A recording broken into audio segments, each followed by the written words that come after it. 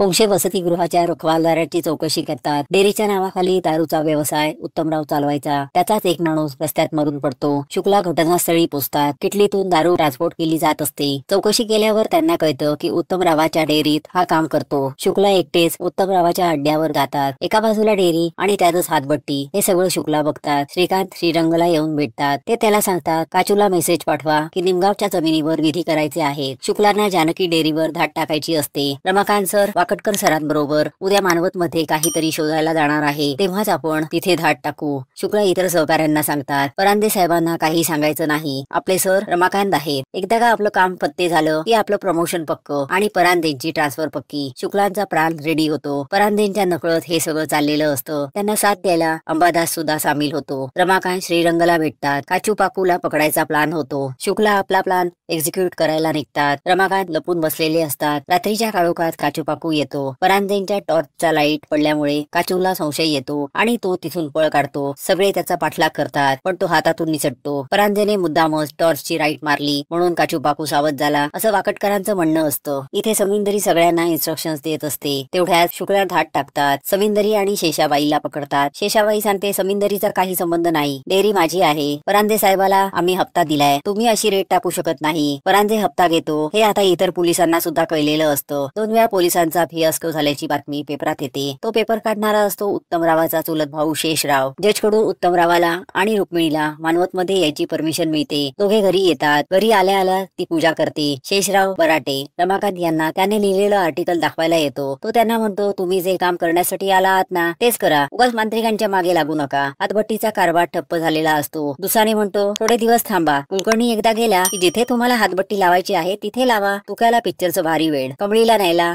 तो शाळेत यायचा। शुक्ला येऊन रमाकांतना सांगतात जो माणूस आपल्यावर वॉच ठेवून आहे त्याचं नाव शंकर आहे। रमाकांत नवाथेला शंकरवर पाळत ठेवायला सांगतात। उत्तमरावाबरोबर त्याचे काही संबंध आहेत का ते फक्त मला येऊन सांगायचं, ते नवाथेला म्हणतात। परांदे नवाथेकडे येऊन चौकशी करतो पण नवाथे कॉन्फिडेन्शियल आहे असं त्यांना सांगतो। तुक्या कमळीच्या शिक्षिकेला सांगतो मी जानकी डेअरीवर कामाला आहे पण मला ते काम सोडायचंय। जेलमधून आलेल्याला कोण दुसरं काम देणार। इथे तिसरा खून होतो। आधीच्या 2 मुली आणि आता सुगंधाबाई, वय वर्ष 35। पोंक्षे रमाकांतना सांगतात त्यांच्यावर इथेच हल्ला झाला आणि त्यांच्याही प्रायव्हेट पार्टवर शार्प ऑब्जेक्टने जखमा केल्यात पण हिच्यावर बलात्कार झालेला नाही। रमाकांत म्हणतात आधीच्या 2 मुलींवर बलात्कार करून त्यांची बॉडी दुसरीकडे मिळाली पण यांच्यावर बलात्कार झालेला नाही, ती बॉडी हलवलेली नाही। चौथी नझीम, तिचीही बॉडी हलवलेली नव्हती। नवाथे शंकरला भेटायला येतो। पोंक्षे सांगतात हिच्या बाबतीत जास्तच क्रूरता झालीय, हिचं शिर धडापासून वेगळं केलं गेलं। रमाकांत त्याचे फोटोज पाहतात। ते बघताना हा सगळा प्रकार तंत्रविद्येचा असल्याचं वाटतं। ते म्हणतात रमाकांतना लक्षात येतं की हे सगळे मर्डर्स पांढऱ्या मंदिराच्या आजूबाजूला झालेत। यात अनेक प्यादी सामील असतील, त्यांच्यावर पाळत ठेवली जात असते। नवाथे शंकरच्या मागावर असतो। परांदेंची बदली होते। उत्तमराव फोन करून पूजेचं आमंत्रण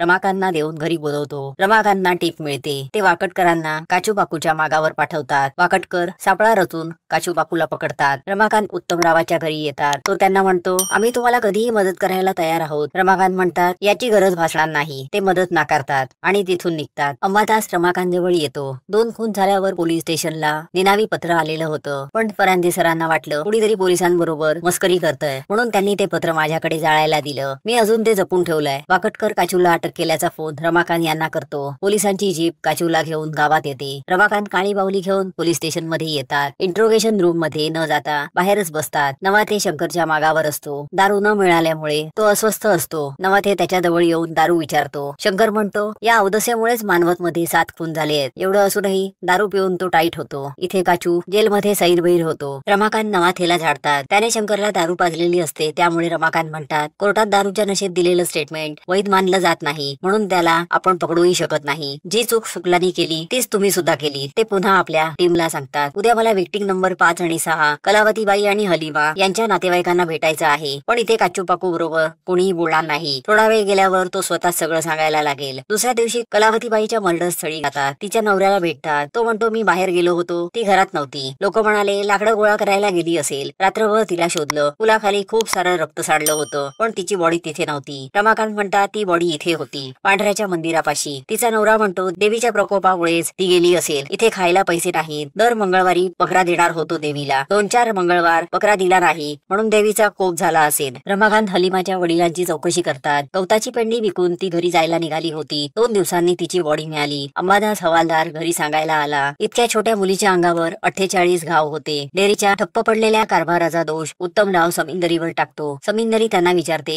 मग आता मला काय करावं लागेल? रमाकांत वाकडकरांना शंकरवर नजर ठेवायला सांगतात. पोलीस स्टेशन मध्ये येऊन काचू पाकूला या बावली विषयी विचारतात. तो म्हणतो, माझ्यासारखे असे अजून कितीतरी आहेत. तो सगळ्यांची लिस्ट सांगतो. परांधे आणि तुझं काय कनेक्शन आहे ते विचारतात. तो सांगतो, आमच्यासारख्या जाणताकडून तो हप्ता खातो. रमाकांत विचारतात, मग तुझी त्या दिवशी परांधेने मदत का केली? काचू म्हणतो, त्याने नाही, श्रीरंगने माझी मदत केली. मला पळ म्हणून सांगितलं. उत्तमरावाच्या घरी खजिन्यासाठी सुद्धा मी पूजा केली. रुक्मिणीबाईला मूल व्हावं म्हणून सुद्धा मी पूजा केली. शेवटी तो रमाकांत समोर कबूल करतो की मला पूजा वगैरे काहीच येत नाही. माझा मानवत मध्ये कोणाशी काही संबंध नाही. रमाकांत काचूपाकूने सांगितलेली जाणत्याची लिस्ट वाकडकरांना देतात. इथे गावात एका मुलीला पळवलं जातं. गावकरी मंगलाला घेऊन पोलीस स्टेशन मध्ये येतात. रमाकांत तिला जे घडलंय ते न घाबरता सांगायला सांगतात. ती फक्त धारिया बुवा 8वा खून एवढंच बोलते. एक हवालदार म्हणतो, तो सुतारवाडीच्या इथे तलाव आहे तिथे पळाला. रमाकांत वाकडकरांना तिथे सर्च करायला सांगतात. धारिया बुवा रात्रीच येऊन महिलांना घाबरवायचं काम करतो. तळ्याकाठी एका मुलाची बॉडी सापडते. रमाकांत तिथे जातात. वाकडकर सांगतात, 2 दिवस अगोदरच खून झालाय. रमाकांत यांना भेटायला होम मिनिस्टर डिपार्टमेंट कडून कदम आलेले असतात. रमाकांतना परत मुंबईला यायचे आदेश घेऊन ते आलेले असतात. रमाकांत त्यांच्याकडे फक्त एका आठवड्याची मुदत मागतात. कदम त्यांना ती मुदत देतात. आता त्यांना 5 दिवसात ही केस सॉल्व्ह करायची असते. धारिया बुवा एका घरात घुसतो. सगळे पुरुष त्याला घेरतात. गस्त घालत असलेले शुक्ला तिथे येतात. त्याला पकडतात. त्याच्या चेहऱ्यावरून मास्क काढतात. तो असतो तुक्या.